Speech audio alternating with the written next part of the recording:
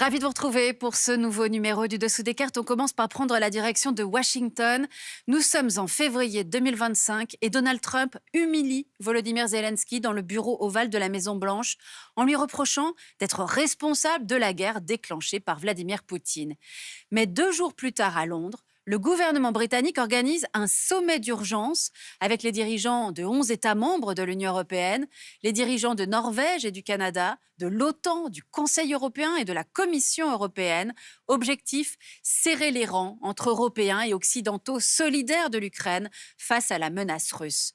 2 mois plus tard, en mai 2025, encore une initiative britannique, toujours à Londres, a lieu cette fois le premier sommet Union européenne-Royaume-Uni depuis le Brexit. Objectif, un accord de défense et la relance des liens commerciaux. L'occasion pour nous de nous demander si aujourd'hui la page du Brexit est définitivement tournée et si l'on peut vraiment parler de retrouvailles durables entre Britanniques et Européens. Pour le savoir, sortons nos cartes. Membre de l'Union européenne dès son établissement en 1993, le Royaume-Uni est toujours resté ambivalent vis-à-vis du projet européen. Il est resté en dehors d'accords importants comme l'espace Schengen ou la zone euro, tout en réalisant une part importante de ses échanges commerciaux avec les pays de l'UE. Si en 2016, le Brexit a marqué une rupture symbolique forte, les accords mis en place à la suite de la sortie du Royaume-Uni en 2020 ont permis de maintenir d'importants échanges commerciaux sans barrières douanières ni quotas, mais avec des procédures de contrôle renforcées. Des procédures qui ont posé problème avec l'Irlande du Nord. Les échanges entre ce territoire et le reste du Royaume faisaient l'objet d'un contrôle complet, alors que les produits circulant vers ou depuis l'Irlande bénéficiaient des règles propres à l'Union européenne. Le départ de Boris Johnson et l'arrivée de Rishi Sunak vont permettre de faire évoluer la situation et d'aboutir à un nouvel accord en 2023, le cadre de Windsor. Cet accord instaure une Green Lane, nécessitant un simple certificat pour les produits à destination de l'Irlande du Nord, et une Red Lane pour les produits poursuivant vers l'Union européenne avec une procédure complète. Le cadre de Windsor permet également la libre circulation des médicaments, des plantes, des graines et des animaux entre Londres et l'Irlande du Nord. Grâce à ces différents accords, le volume des échanges commerciaux entre le Royaume-Uni et l'Union européenne s'est globalement maintenu entre 2014 et 2024, malgré une baisse dans l'immédiat après-Brexit. Ainsi, en 2025, 50% des importations du Royaume-Uni proviennent de l'Union européenne et 41% des exportations britanniques partent vers l'UE. L'Allemagne étant, à l'intérieur de l'UE, le premier partenaire commercial du Royaume. Britanniques et Européens n'ont donc pas tout à fait coupé les ponts, ce qui déplaît fortement au pro-Brexit. En cause, l'échec des solutions de remplacement qu'ils avaient envisagées. Les Brexiteurs croyaient notamment à la relance du Commonwealth, mais une grande partie des membres de ce vestige de la colonisation britannique voient d'un très mauvais œil la vision impérialiste des pro-Brexit. Sur les 56 membres que compte le Commonwealth, seules la Nouvelle-Zélande et l'Australie ont signé de nouveaux accords avec Londres, sans grande incidence commerciale. Organisé en octobre 2024 au Samoa, le dernier sommet des chefs de gouvernement du Commonwealth a d'ailleurs été particulièrement compliqué pour le Royaume-Uni. Certains dirigeants africains et caribéens réclamant la mise en place d'une justice et de mesures de réparation pour la période de l'esclavage.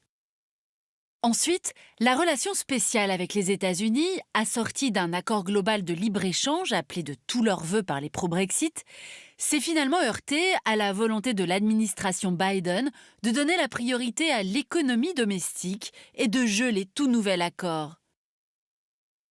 Enfin, si le Royaume-Uni a réussi à intégrer le partenariat transpacifique dans l'espoir de devenir un acteur incontournable de la zone Indo-Pacifique, et s'il est devenu un partenaire de dialogue des pays de l'ASEAN, aucun nouvel accord significatif n'a été signé. À ces échecs des pro-Brexit et leurs rêves déçus d'une Global Britain, s'ajoute un événement de taille sur l'échiquier européen, l'invasion à grande échelle de l'Ukraine par la Russie en février 2022, qui va rappeler aux Britanniques leur lien indéfectible avec le vieux continent. Et c'est ce qu'on va voir maintenant. Dès le début du conflit, Boris Johnson soutient activement l'Ukraine, livrant le premier des armes létales à l'Ukraine et prenant des sanctions économiques fortes contre Moscou. Il qualifie Poutine de tyran, rend visite le premier à Zelensky et essaie d'entraîner les autres pays dans son sillage. Mais sa virulence et ses positions par ailleurs anti-européennes l'isolent sur la scène internationale. 2022, c'est l'arrivée de Rishi Sunak et la position britannique évolue. Conscient des limites d'un engagement unilatéral, le Royaume-Uni se tourne vers ses partenaires européens pour mettre en place une stratégie commune. Ce rapprochement va dans un premier temps s'opérer sous la forme de liens bilatéraux avec les principaux leaders européens. À commencer par la France. Elle siège aux côtés du Royaume-Uni en tant que membre permanent du Conseil de sécurité de l'ONU, elle est membre de l'OTAN et elle possède, comme Londres, l'arme atomique. Rishi Sunak et Emmanuel Macron affichent leur volonté commune de relancer les traités, notamment celui de Lancaster House entre les deux pays, autour de programmes d'armement communs et d'interopérabilité de leur matériel. La visite d'État de Charles III en France en septembre 2023 a célébré en grande pompe cette réconciliation franco-britannique. 2024, c'est l'arrivée du travailliste Keir Starmer. Il permet un autre accord bilatéral, avec l'Allemagne cette fois, l'accord de Trinity House. Parallèlement à ces accords bilatéraux, les Britanniques se sont également rapprochés des institutions européennes et ils ont largement contribué au soutien à l'Ukraine. Entre 2022 et 2025, le Royaume-Uni est le 4e contributeur d'aide à l'Ukraine, derrière les États-Unis, l'Union européenne et l'Allemagne, et loin devant la France. Et Londres a formé plus de 56 000 militaires ukrainiens sur son territoire. En mai 2025, ce rapprochement est concrétisé par un pacte de défense et de sécurité signé entre le gouvernement de Keir Starmer et l'Union européenne, permettant la coordination de missions militaires et civiles, la coopération en matière de cybersécurité et de terrorisme, l'entraînement conjoint de troupes et le soutien mutuel à l'Ukraine. Par ailleurs, dans le cadre de l'OTAN, 1 millier de soldats britanniques sont déployés en Estonie, en Pologne et à Chypre. Et entre janvier et mai 2024, lors des exercices Steadfast Defender, qui ont mobilisé 90 000 hommes et d'importants moyens, plus de 16 000 soldats britanniques, des avions, bateaux et blindés ont été déployés en Norvège, Allemagne, Estonie, Pologne et Roumanie, sous le drapeau de la Allied Reaction Force de l'OTAN. Outre leur engagement militaire, les Britanniques se sont également alignés sur les positions européennes en matière de sanctions économiques contre la Russie. Ces alliances stratégiques renforcées se sont assorties de nouveaux accords commerciaux et culturels qui replacent encore un peu plus le Royaume-Uni dans une logique européenne. Ainsi, un nouvel accord a été signé sur les zones de pêche. Il prolonge de 12 ans l'accès aux eaux britanniques, particulièrement poissonneuses, pour les flottes européennes. Cette question, on s'en souvient, avait été au cœur de tensions fortes entre la France et le Royaume-Uni en 2021, notamment autour des îles de Jersey et de Guernesey. De nouveaux accords ont également été conclus sur le commerce de produits agroalimentaires, sur une taxation du carbone qui réintègre le Royaume-Uni au système européen d'échange de quotas d'émissions, et sur la sécurité aux frontières, renforçant l'échange d'informations et permettant notamment une réduction des contrôles pour les ressortissants britanniques aux frontières européennes. Cet accord prévoit également de faciliter la mobilité internationale et le travail des jeunes britanniques et européens. Le retour à terme du Royaume-Uni dans le programme d'échange d'étudiants Erasmus+, est également annoncé. Les retrouvailles entre Britanniques et Européens sont donc bien réelles, et pourtant, ce mouvement pourrait s'avérer fragile, et c'est ce qu'on va voir maintenant. Avec le retour de Donald Trump au pouvoir en 2025 et les menaces qu'il fait peser sur le commerce avec l'Union européenne, les Britanniques ont mis en avant leur non-appartenance à l'Europe des 27, espérant obtenir des deals à leur avantage. Au printemps 2025, Keir Starmer est parvenu à un accord permettant de limiter les droits de douane américains à 10% sur certains produits, contre 25% pour l'Union européenne. Ont été favorisés notamment les constructeurs automobiles haut de gamme comme Jaguar, Land Rover, Lotus ou Aston Martin, très dépendants de leurs exportations vers les États-Unis.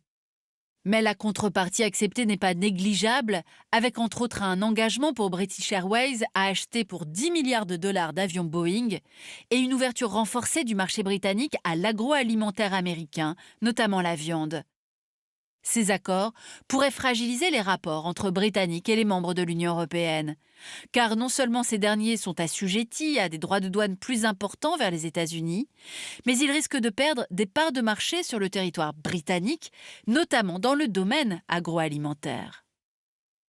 Voilà pour ces retrouvailles bien réelles entre Britanniques et Européens sur fond de menaces russes qui pèsent sur l'Europe, de guerres commerciales déclenchées par Donald Trump et d'intérêts économiques bien compris de part et d'autre de la Manche.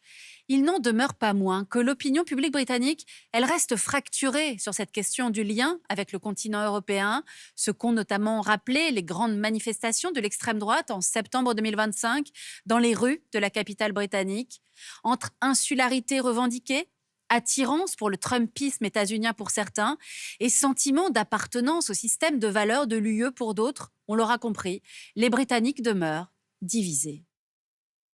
C'est avec lui que nous avons préparé cette émission, le chercheur Marc Bailoni, qui publie notamment Le Royaume-Uni dans la collection Documentation photographique. Ainsi s'achève ce nouveau numéro du Dessous des cartes. Rendez-vous bien sûr la semaine prochaine, même endroit, même heure. Et d'ici là, n'oubliez pas arte.tv et nos réseaux sociaux pour retrouver l'ensemble de nos vidéos. Et n'oubliez pas de vous abonner à notre newsletter. À bientôt.